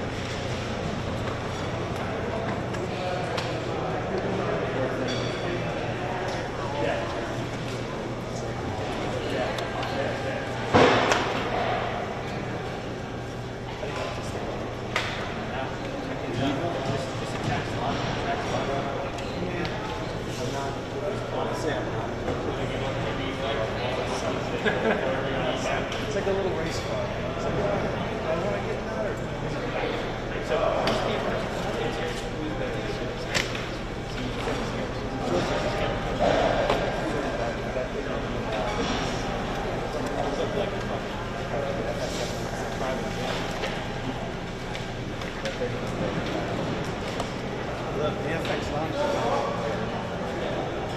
the start? It's the baby LT. 20 or 5 games. Yeah. More like 10, right? 27. It's the first day.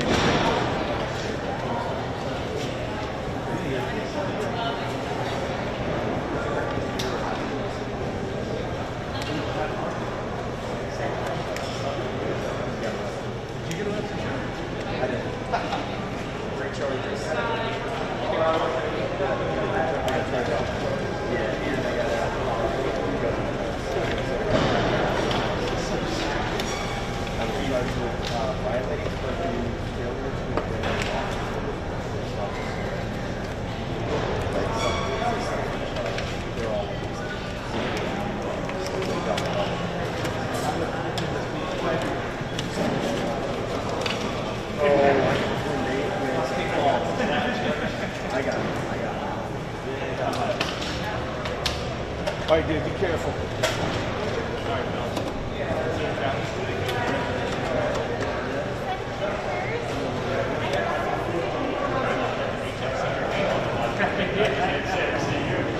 We're here.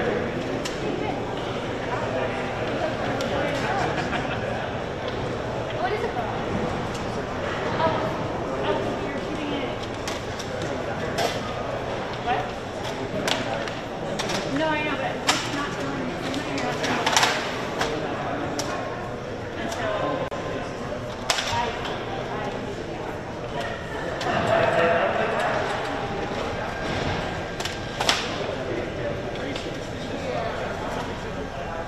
very Irish.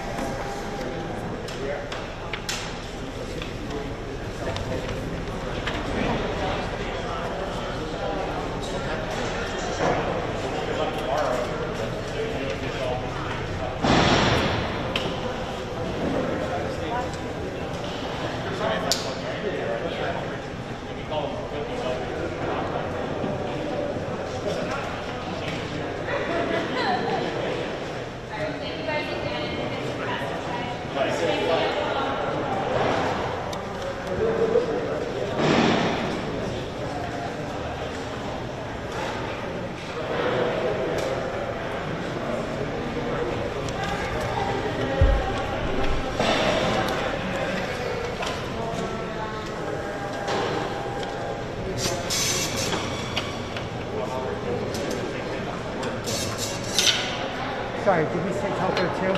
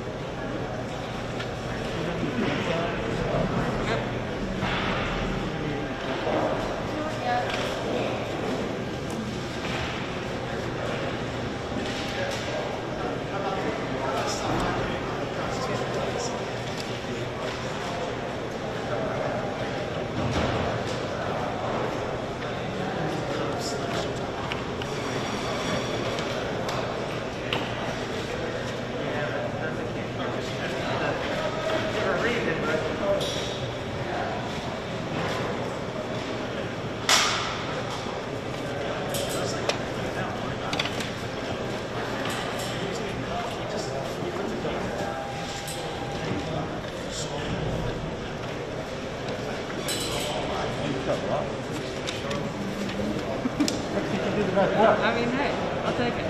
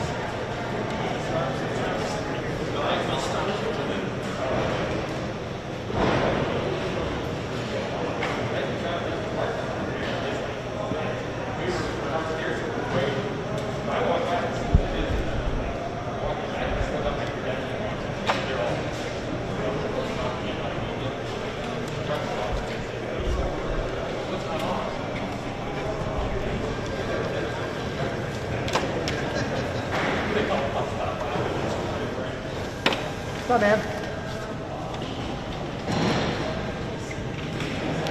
Hey, Ben. What's up? You brought it without asking. Not all heroes wear capes, but all heroes bring coffee when you need it.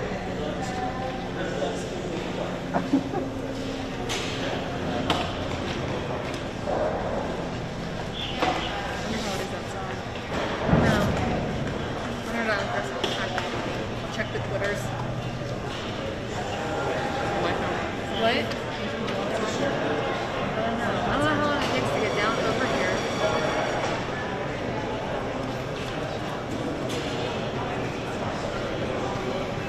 I wonder if they're telling us to count the votes or stop counting.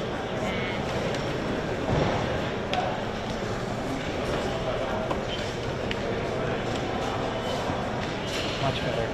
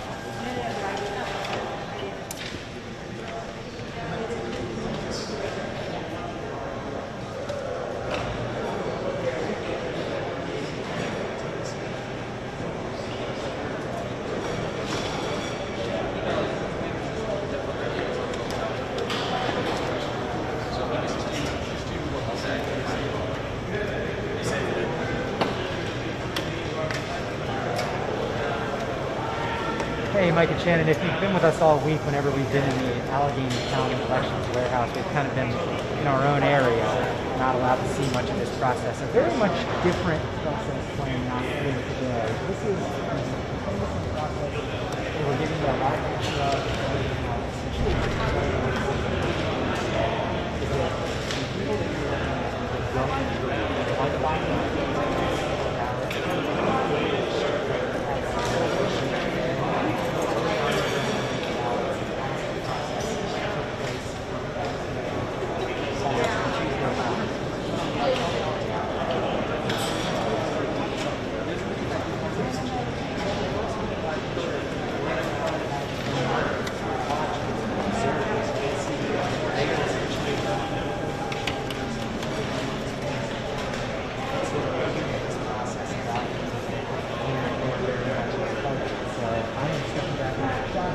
we don't exactly have any results right now at this point on these early batches. We could get them here in the coming hour or so, but official word on when these results might come down. Also, everybody really gearing up for 5 o'clock. You remember we told you about these 29,000 ballots that were sent to the wrong ballots sent to voters. Those have all been set aside. The counting of those, because of a federal court order, really starts at 5 o'clock. So things are going to go into here. Last I checked with an Allegheny County official, there are plans to continue to count through the weekend those 29,000. It could take some time to review every single one of them by hand. It's certainly an ongoing process that we are getting a good look at here inside the Allegheny County election. So that's where we're live. David Goff, this is Action News 4.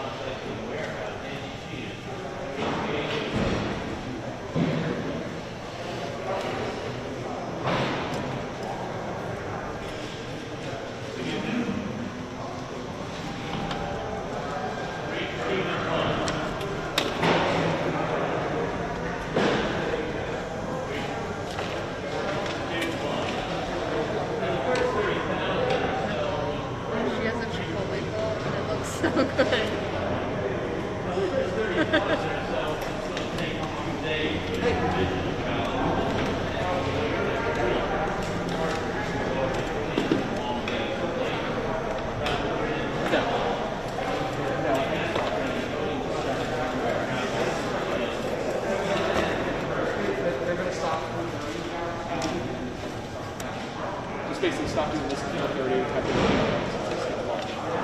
and then they're going to restart the 500. Those 29,000.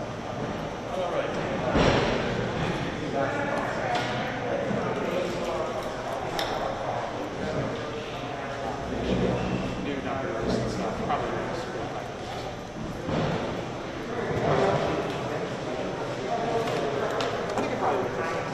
we probably won't have sound at 5, but we'll have sound at 6. So, cool, thanks. Bye bye.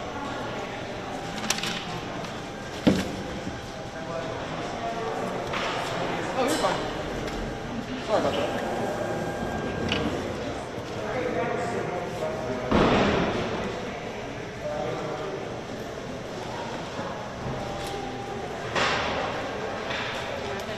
Not at all.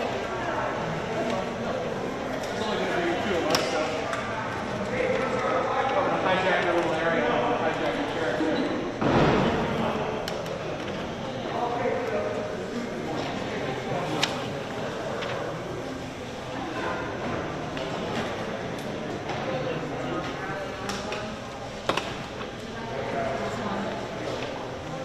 More? What? You got more? I have a couple.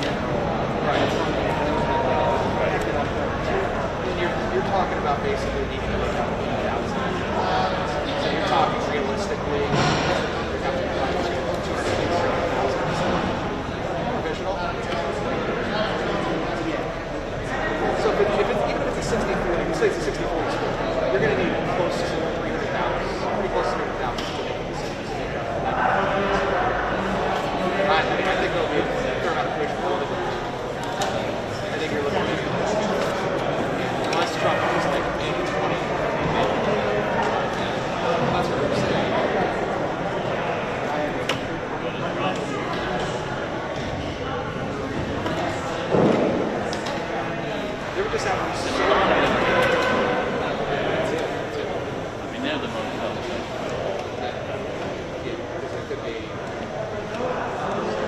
there would have to be 300,000, 250,000.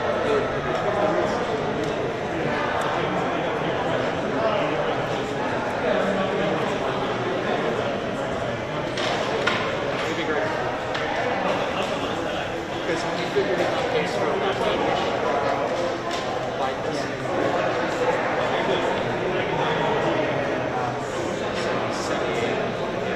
So you're basically looking at about a